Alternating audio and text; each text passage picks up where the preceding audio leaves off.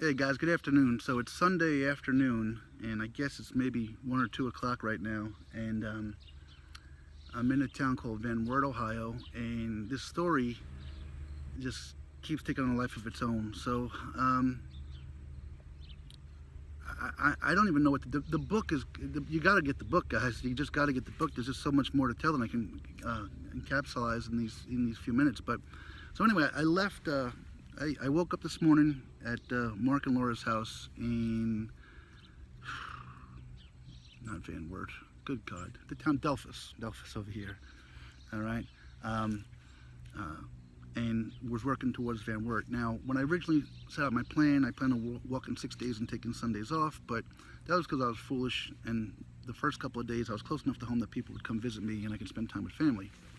Well, when I'm out this way, I don't have family out here, and nobody really wants to just have me crash around with them all day and all night. So, and on top of that, I'd like to get home to my family and my children as soon as possible.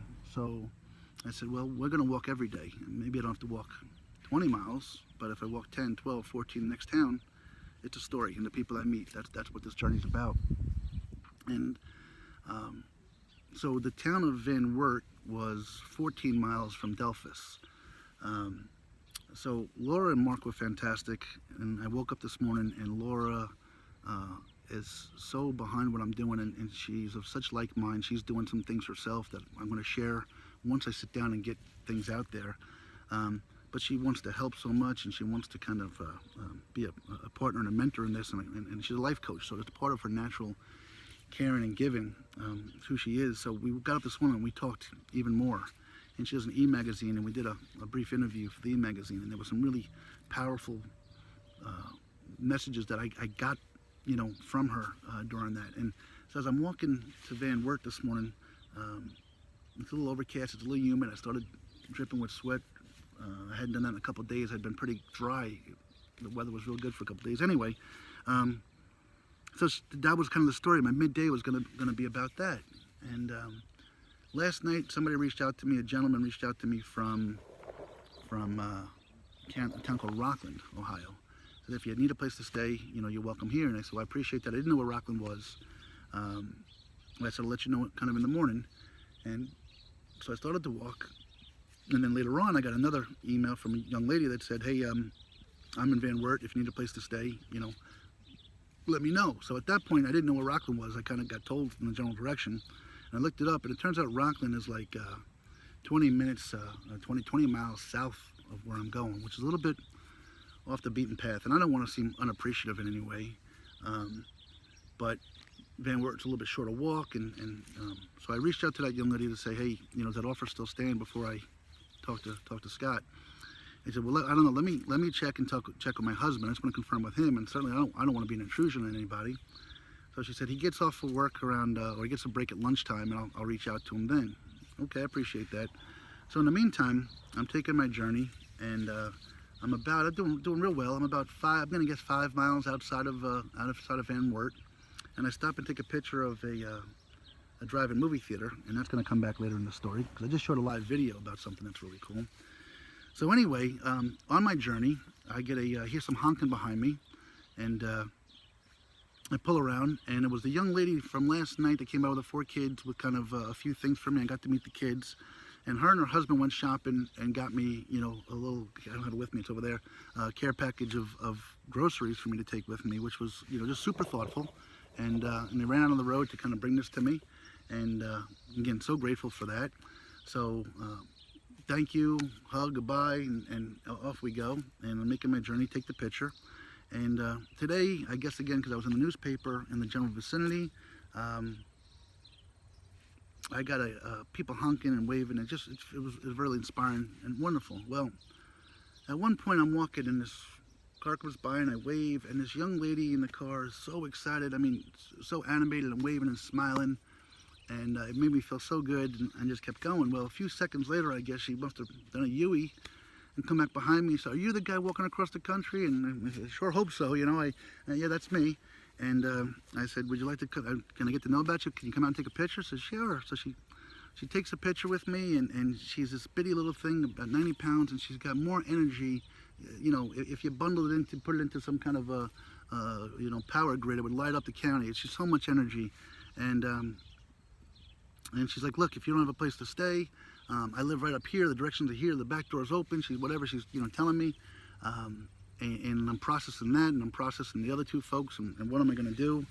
And she said, just head over that way. I'm going to church. And I said, well, tell you what, can I go to church with you? Because I'm trying on Sundays to keep my mind open and do what I can do on my end. And she was so excited. Yes, come on down. And she serves at the church in a capacity. And I'm dripping. I said, just can I change my shirt? So she brings me in the back room. And, here I come, this 6'4", day glow person walking off the side of the altar that sits in the second row. And so we attend church, and then that in itself was something of an experience, because and I can't really tell you everything here. The book's got to do it some justice. So I already had plenty of information to share and tell a story about Mark and Laura. Now I'm at church with Margie, and so here we are at church, and I got to be honest with you. I took some pictures. I'm going to share them. This church is majestic. I mean, it's majestic, and it's in some little town called Delphos, Ohio. I mean, I'm not saying it's the St. Patrick's Cathedral in New York City, but it has this grandiose appearance to it. It's beautiful, and oh my goodness, and I'm looking around and taking it all in, and then my mind is going in so many different directions. If you know anything about me, one simple thought triggers 32 different thoughts, and some of them, quite frankly, guys, I'm going to be honest with you, I have inside me, there's a passionate person, a loving person, there's a cynic, there's a believer in God, times as an agnostic, but there's also this warped person that thinks just shit I shouldn't be thinking, and I can't get out of my head, and that happens at church. So here I am at church and trying to hear the scripture, but lo and behold, guess what happened? So I'm sitting in the second row, and I'm not even sure if I'm going to use the right terminology, but I'm 8 feet from where the priests do their speeches, and the people do their readings. And there were 2 gentlemen today that were doing readings, and I don't know if they're both priests. One was a priest, one was something else. I don't know, but here's the problem. I always seem to find people look like somebody from movies and TV or some kind of celebrity. And that was the case with both of these gentlemen. And once that triggered in my mind, I couldn't get it out of my head. I'm reliving movie lines and the lines from the movie, and then this one. And I can't tell you who they looked like, because I don't want to show any disrespect, because they're not the bad people, but I just don't want you to have people know I was in church having these crazy thoughts running through my mind. So here I am trying to look at the awe of the church and trying to, think how proud my mom would be of me, even though she's not going to see this, and that I was in this majestic Catholic church today. And then I was trying to listen to the scripture and get the message that was being talked about in the scripture, the message they were trying to get across. And I'm doing all this with my mind racing, and knowing that my knee's killing me, and here I'm picturing guys and doing movie lines in my head as they're doing this, and I can't. It's just kind of nuts. So that in itself was something. Now I got my phone off in the movies, and I get out of the movies. Jesus forgive me. I get out in church, and I get out, and we say goodbye to everybody, and Margie's so energetic. There was a baby being baptized. Like, you got to take your picture with, these people don't want my picture with their baby. They don't even know who the heck I am. I go, Margie, they don't share your excitement. But she's parading me back and introducing me to folks, and I'm taking pictures. So to those folks, I didn't mean to intrude on your day at all. I apologize sincerely. So we get out, and there was something really interesting. So I get an email from a gentleman that says, hey, I met you back on the very first day of the journey. I'm up this way. Just would love to catch up with you. So I must have been an hour late or something. So I reached. He's like, where are you now? So at that point, Margie took me to Arby's to get something to drink, come back this way, and get set up for the day. So I'm dealing with Tom. Not dealing with Tom. I'm telling Tom where I'm at and say, we'd love to see you. And in the meantime now, I've reached out to the 2 folks that had extended offers, to the young lady, Callie, I think her name is, and said, Callie, look, I got myself situated, but I'm going to be in your town. Maybe we can meet up later, and I can meet you and your husband and be part of the story. And then I sent Scott down in Rockland a message and said, look, didn't realize you're going to be I was a little bit off the beaten path there, and I kind of got a place up here. Don't want to be unappreciative. And he was very polite, said, hey, disappointed. I'd love to have you meet the kids. I wanted to kind of share their message and your message with them, and looking forward to it. But I certainly understand. God bless and be safe. And so it dawned on me that, again, my journey isn't a 10, 12-hour journey today. And Margie is a church-going woman and seems to just really love the message I'm sending. So I said, well, hold on, let me ask Margie if maybe, we can drive down this afternoon and I can meet your family and kids and be part of the story. So Margie says, absolutely, we could head down there. So I text Scott. He's like, how about you come by at 6 o'clock and, we'll have a cookout or something. So again, I have that to look forward to. And these are people I never would have met before. But he wants me to meet his children and share my message, which is really, really inspirational to me. So now as that's happening, Tom shows up and pulls up to Margie's house, and we get out and start talking. And I'm not going to have enough time now. I got to speed this up. You saw the live video. Tom and Margie know everybody in town. He actually, as an athletic trainer and orthopedic therapist, I guess, has worked on both Margie and her mom, and they're dropping names all over the place. They know somebody in Chicago together that they may be able to refer me to when I get there. And then Tom asked me, how I'm going to, where am I going to end the story up? And I mentioned San Francisco. And then he tells me a really, really poignant story, how San Francisco was meaningful to him. So this is a special relationship. And my son and I have a special relationship. And obviously Tom and his dad did. His dad had, I want to say Parkinson's. I may get the story wrong a little bit. But his dad was suffering. He said, Dad, what do you want to do for your birthday? And he said, I'd really like to visit San Francisco again. Now, he physically wasn't up to taking the trip. So Tom went to San Francisco, and he went to, took videos of everywhere he went and tried to have his dad live vicariously through him. And this was the days before the cloud up above. So Tom gets back from his big trip, and for whatever reason, the pictures are all gone. And he spends days with Apple trying to get on the phone, trying to recover them, nothing.